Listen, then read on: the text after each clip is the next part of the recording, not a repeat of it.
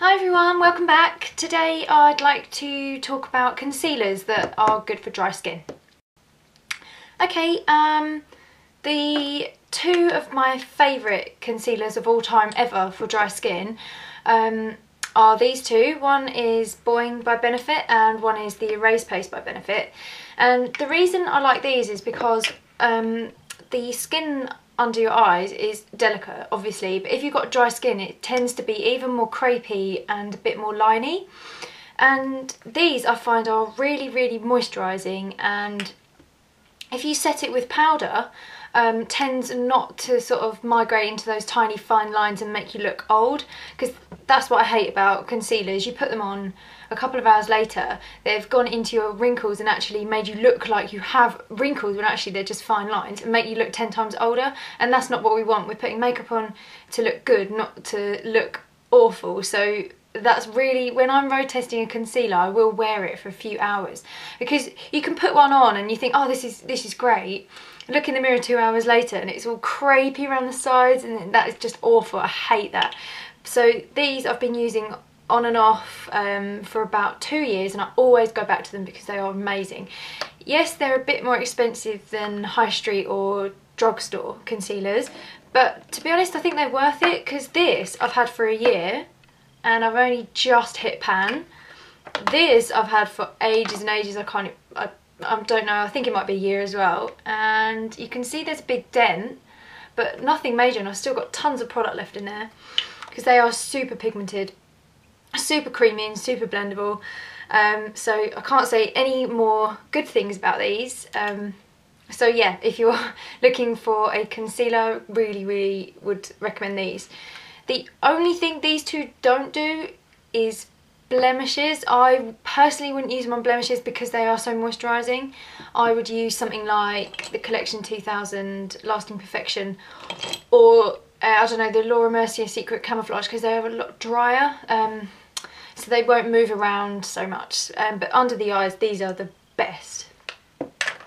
Okay, two drugstore or high street concealers that I found to be amazing. Really like amazing for the price, not only just amazing for the price, but amazing anyway. And they're both by Rimmel, oddly enough. One is the Match Perfection, and this is a 2-in-1 concealer and highlighter. Now these colours come up quite light, so if you're pale, this is a good line. This is actually the middle colour. Now generally I am the lightest in everything, which surprised me to find that the lightest one in this was too light for me. It made me look ashy under the eyes. So yeah, as I say, if you're pale then this might be worth checking out. This is in 030 Classic Beige, and it comes in a squeezy tube with a screw-on lid and a brush. And then obviously you squeeze the product out, and then I actually put it on the back of my hand, use my fingers to apply it, and then I buff it in with a Real Technique Stone Shadow brush. That's just my preference. To be honest, I don't like the packaging very much, because look, actually I've literally just done that. You see the lid now? It's got product all over it because I just put that in wonkily. So it will look a mess. In a week's time that's going to look a mess. But fabulous product. The second one is by Rimmel again, and it's the Wake Me Up Concealer. And this is called Anti-Fatigue Effect and Radiant Glow. Now, I actually can't get my head around why they've got this and this, because they're both illuminating concealers. The only difference is this one is slightly thicker, and this is obviously in a different packaging with a doe foot applicator, and it's very slightly thinner in consistency, but the finish is just the same. And I find that it lasts all day. In fact, I'm wearing the Match Perfection now, and I put that on the train at 7:30 this morning. It's now 10 to 7, and I feel like it's still very moisturising. And it's the same with this one. I can wear this all day and no migrating, creasing or crepiness in this little, you know, where you're laughing and talking, it doesn't all move around. So they're fabulous high street concealers. Two that I'm not so hot on and I wouldn't recommend that people buy, and that is the Sleek Lumiere pen and that again comes in pen form. This is 01 and it is bright pink. 02 is a better match for me, but I don't know where it is. I just don't really like the formula. If I can show you, it's very opaque and it can settle in the fine lines I've got here. I think if you've got a more oily skin, then this would be brilliant. Or maybe on this part of your face, if you want to lighten up certain bits, like around the nose, or you could use it on top of your brows, or maybe even underneath the brows. That's actually what I use this for, because I can't use it under my eyes and it's rubbish on blemishes. Healthy mix. When I first put this on under my eyes, I was like, oh wow, it's really, really nice.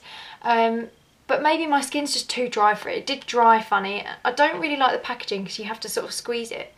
It smells good.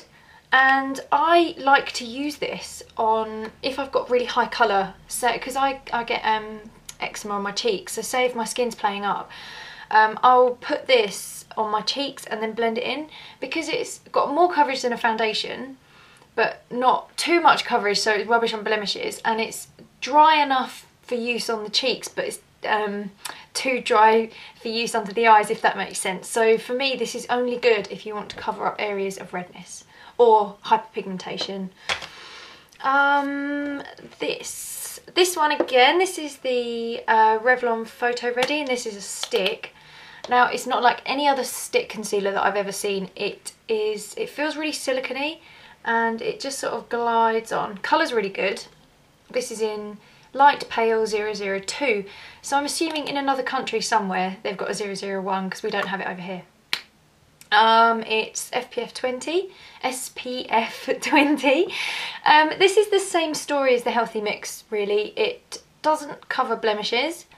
For me, it's too dry under the eyes, so I just use it on areas of high colour, so down the nose for a bit of a highlight, maybe on the cheeks to cover up some redness. But I really, really like the formula. I just wish that my skin liked it under the eyes. And this one, this is the MAC Mineralize Concealer. I mentioned this in my MAC haul that I did, that was my last video. This one is, I think, I really, really like it. And I said in my haul that I loved it because I think it's really, really good for under the eyes and for blemishes and for redness.